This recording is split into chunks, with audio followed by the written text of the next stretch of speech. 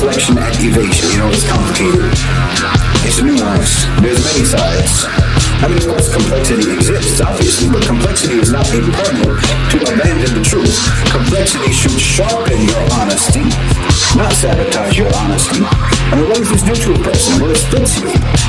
You're forced to live in two different worlds at once. The real world that keeps intruding with consequences, and then the invented world of your own mind, of the Western mind, where the consequences are denied, or pretended they either don't exist or pretended they're happening for other reasons. But your own nervous system knows the difference. Anxiety spikes because your soul is conscripted into a permanent cleanup operation, damage control operation. You have to seal up all the leaks in your alternative reality, patching up the holes in your fiction, explaining away the obvious. You're in a constant defensive posture. That's why so many people in the West are exhausted. It takes immense energy to keep the false world standing. It can't bear the weight of the world, the real world. Your house of cards mentality, your house of cards worldview, your house of cards paradigm isn't strong enough to hold the weight of the real world, and it's being crushed. I mean, the cognitive dissonance alone, the cognitive dissonance is torture. People start crashing out. You see it all the time. And then because you add to all this the fact that the West, and especially America, has deliberately completely sabotaged people's thought processes, their capacity for independent thought, for critical thought, and so on. Because again, you need that. You need that as a so-called civilization. You need people to be that way. You need uniformity. You don't want any leaks in the system. It's already hard enough to keep the leaks from flooding, from reality flooding through the already existing cracks in your system. You don't want people to themselves become leaks. You understand? So you need uniformity. So let people become predictable. Because everyone is programmed. Like, for example, in any given video that I do, and probably in response to this video, you'll see it in the comment section. You'll see the recitation of all the same trial arguments, the attempted rebuttals. And I'm sure that the people who are writing these comments actually believe that they thought of these comments, but they didn't.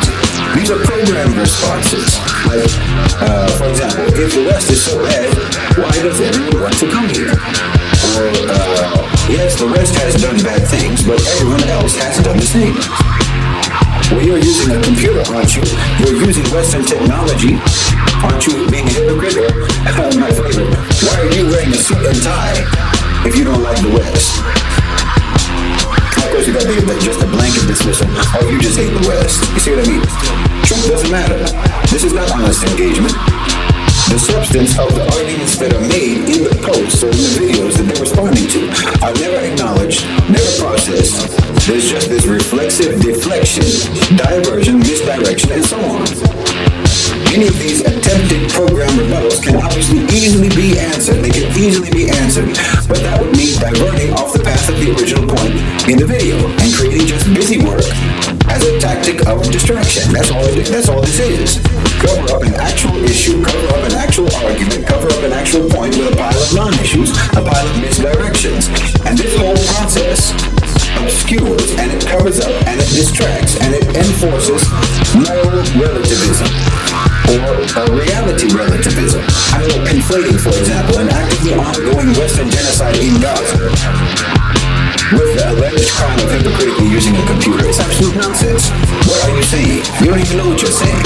And another version of this is something that happened the other day on the Middle Nation Telegram discussion group. Okay, we had someone who decided to rant his outrage about the Israelis, how evil the Israelis are, how anyone even trying to deal with them within the framework of legality. So they're just a fool. They're a coward. He talked about how the Israelis are just wicked, and how they steal children's organs, and how all they want to do is to destroy Islam, and so on and so forth, okay? And he was basically inferring that the only proper way of dealing with them is what? Violent annihilation, I suppose.